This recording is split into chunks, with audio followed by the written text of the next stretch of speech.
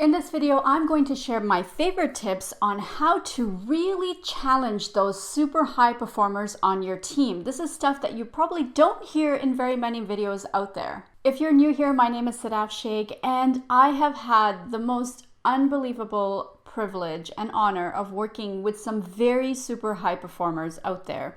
And I've picked up a few things along the way of what they like, what they don't like, and most importantly, what they need from their bosses in order to really show up as their best selves. High performers are those employees that consistently go above and beyond. You probably have a couple on your team and you know exactly who they are. They consistently out-deliver, they outperform, they strive for excellence, they make mistakes, but they're extremely open to feedback and coaching, and they constantly strive to be the best, not just to produce the best work, but to be the best that they can be. Now, managing a team is intense work. There's absolutely no doubt about that. You have to manage your own work. You have to manage your boss. You have to manage the projects on the team. You have to coach. You have to mentor. You have to train. There's a lot on your plate as a leader. So then you think to yourself, if only I had some super high performers on my team, all of my problems would go away. But you know as well as I do that the reality is, yes, a high-performing team and some high-performing employees on your team will be able to take some of your workload, but with that comes some additional challenges, meaning you have to show up differently for these high performers. You have to do things for them that's different than you would for your regular average performer on the team.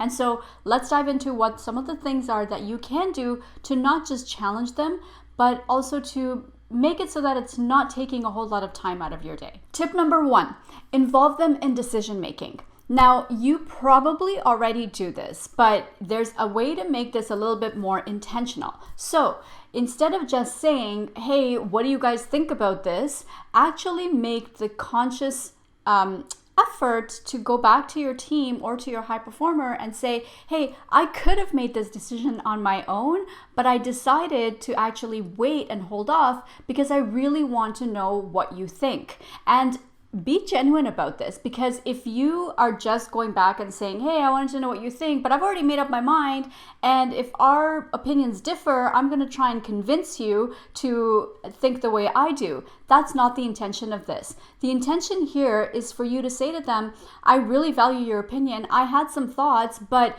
since you're going to be the one who's going to drive this initiative, I want you to actually make that decision. So if they say something that could be possibly contrary to what you were thinking, accept that and actually hold space for that and say, okay, explain why, and then let them run with it. Let them actually make the decision. You'll see the engagement level and the sense of empowerment that comes with that skyrocket on your team. Tip number 2, have them represent you at client meetings. Now, whether your clients are internal or external, it doesn't really matter.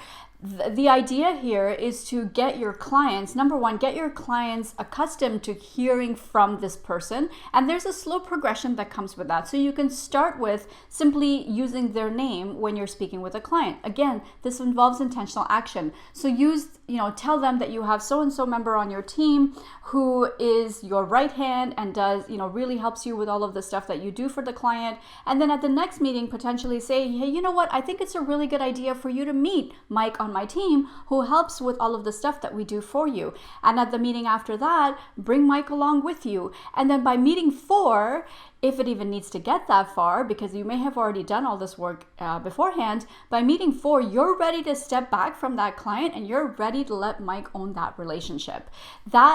Having that sense of responsibility and accountability while still being there for Mike, in case he has any questions, is huge. But give him that, empower him, give him that responsibility, allow him to make decisions on behalf of your department or your company or you, because you're showing Mike that you trust him.